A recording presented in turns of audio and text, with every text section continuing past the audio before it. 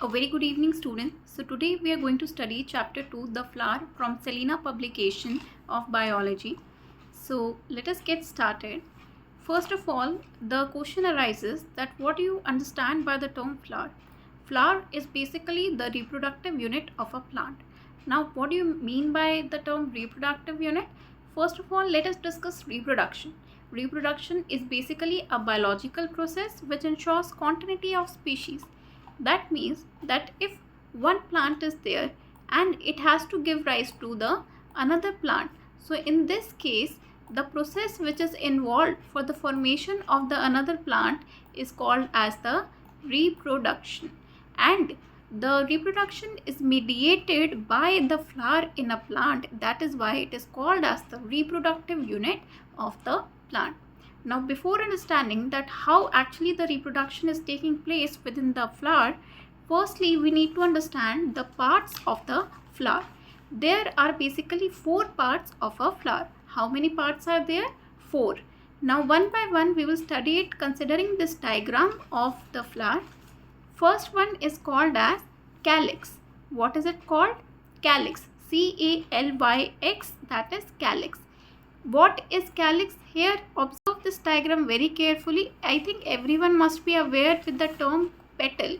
What do you understand by petal? Petal is the colorful part of the flower, this colorful part which you can observe. I think everyone must have seen the petals. Alright, so just beside this petal, can you observe this green colored leaf like structure which is present?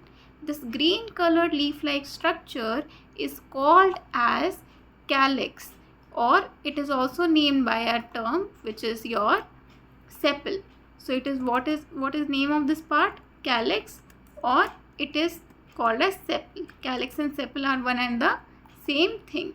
Alright, next here can you observe that this petal is present?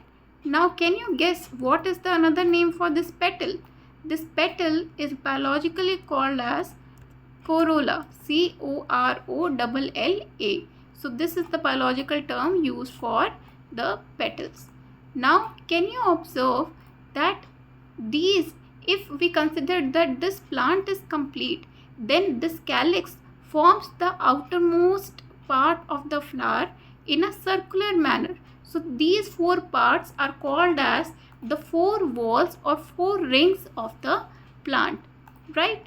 So first one is the calyx, then we discussed about the corolla, calyx, corolla we are done. Then can you observe this lobe structures which are present? How many are present here in the diagram?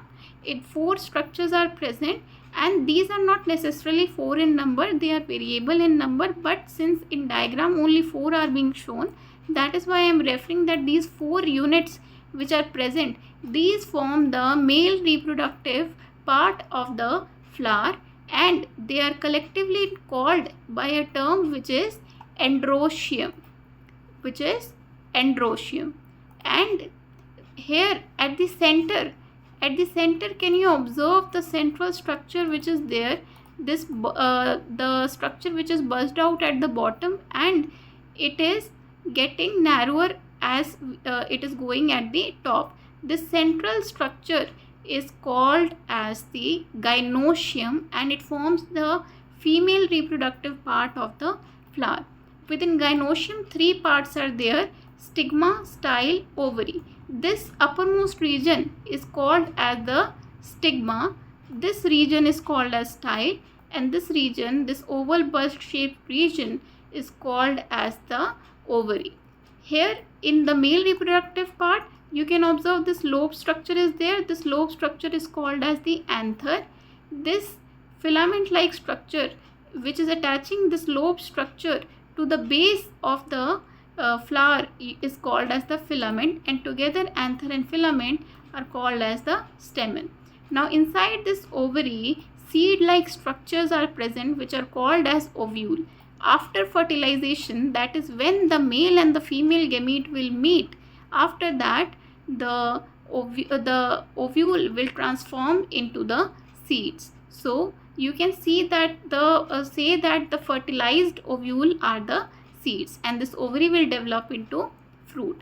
Now this flower is attached to the branch or of the tree or the plant with the help of a stalk-like structure which is called as the pedicel. Pedicel, pedicel. Alright, and the pedicel where it is joining this ovary is swollen. Can you see that this lowermost structure is narrow and this particular region is swollen? The swollen region is known by a term which is called as receptacle, or it is also called as thalamus. Alright, so here we have discussed about the four parts of the flower, that is the calyx, corolla, androecium and gynoecium. So flower is the reproductive organ, right? This we have discussed. It is attached to the shoot by stalk called as pedicel, and tip of stalk is enlarged and flattened, which is called as thalamus, or it has one more name which is receptacle. Here we have observed the receptacle. So these four parts are called as the four walls or four rings of a flower. What do you understand by wall? Wall means rings.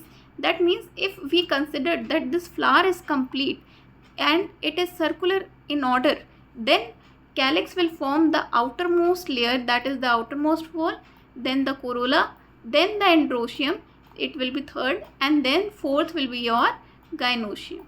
Alright. So one by one again let us take a look onto the parts of the flower. Calyx. Calyx is the outermost wall or outermost ring. It is made up of sepals, right? In bud stage they are providing protection to the bud. You have all seen the flower at the bud stage, at the budding stage, when it is just about to bloom. So at that particular time what happens? The sepals or the calyx are protecting it. Similarly, every part of the flower has some or the other function to perform. The calyx, you can observe here, calyx is associated with protection. Corolla is attracting the butterflies, the insects, for pollination. What is corolla? Corolla is the petal part of the flower, right?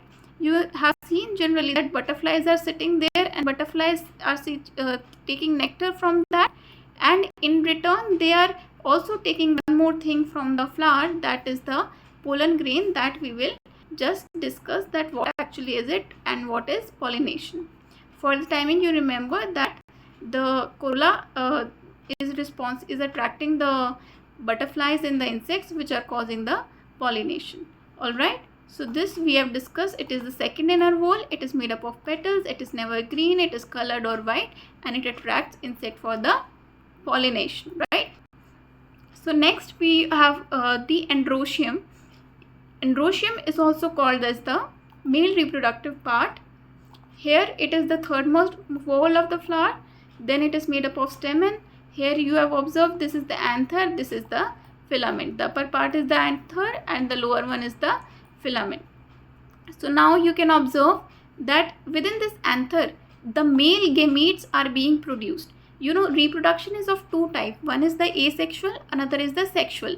Here in this chapter we are talking about the sexual reproduction, and in sexual reproduction two parents are involved. One is the male parent, another is the female.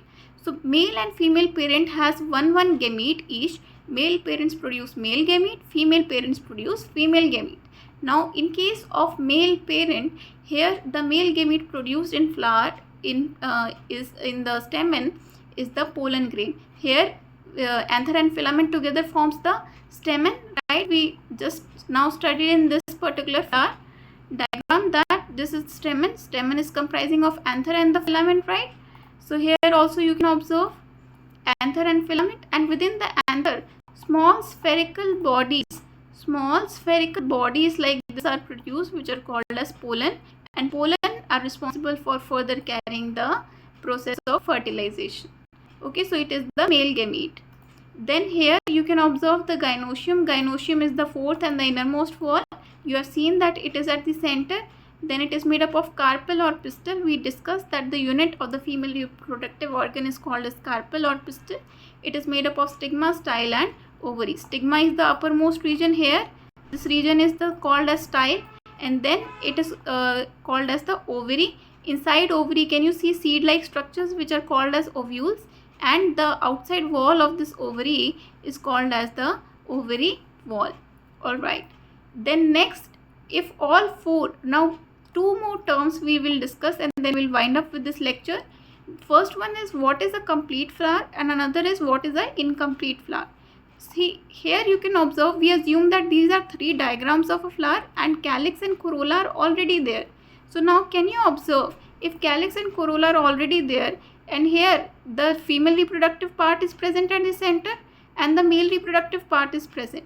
So now all four are present, then it is called as a complete flower, and it is also called as bisexual flower. Bi means two, sexual means the reproductive part, right?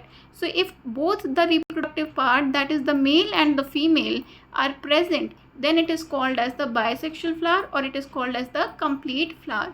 Here in this two, can you see one of the reproductive part is missing. Here you can observe that at the central portion what is missing, the pistil or the carpel, and here you can observe on the sideways the male reproductive part is missing. So here where one of the reproductive organ is missing is called as incomplete flower, or it is also called as unisexual flower. That means only one gender is present. Here the male reproductive part, that is stamen, is present, so it is called as staminate flower, and here only pistil is present, so it is called as the pistillate flower. Late is the suffix. Suffix means the term which we are with which we are ending our word. All right. So 8 is the suffix, that's staminate and pistillate flowers. Now we just have to discuss two more things. The functions. What are the functions of a flower? Firstly, it will produce fruit. We just now discussed that the ovary after fertilization will develop into fruit and the ovule will develop into seeds. So fruits and seeds both are produced from this particular flower. Now before winding up with the parts of flower pollination we'll take up in the next lecture, let me give you some acronym to remember these difficult terms. So let us remember the things with the help of a acronym. First of all, for calyx, corolla, androecium and gynoecium. Calyx, corolla, androecium and gynoecium. We have an acronym which says call, chia and gia. Now C for call, C for call, C for calyx, C for chia, C for corolla, A for and, A for androecium, and G for gia, G for gynoecium. So call, chia and gia is the acronym. Acronym means any word which helps you remember the difficult terms for the parts of the flower. Similarly, here you can, those who are facing, if you can remember otherwise well and good, those who are facing difficulty in remembering the order. Now similarly for stamen, you can remember it by the celebrity Saif Ali Khan's name, that S for stamen, A for anther, skip I, it is F for filament. Okay, so stamen is comprising of anther and the filament. Alright, so it is your anther and filament. Now next, your stigma style ovary. How do you remember stigma style ovary? So you can remember it by Seema styles Om. Okay, Seema is basically Om's stylist. That means stigma, style and ovary. So can you remember it by this? This will be easy for you to, this is just to make it easy, but if you can remember it otherwise, it is well and good. If you're finding it difficulty initially, you can use this acronym to remember. So alright, I hope that the lecture was helpful, and in the next video we are going to study about the pollination and we'll carry forward with this chapter. Till then, keep learning and take care. Alright, thank you.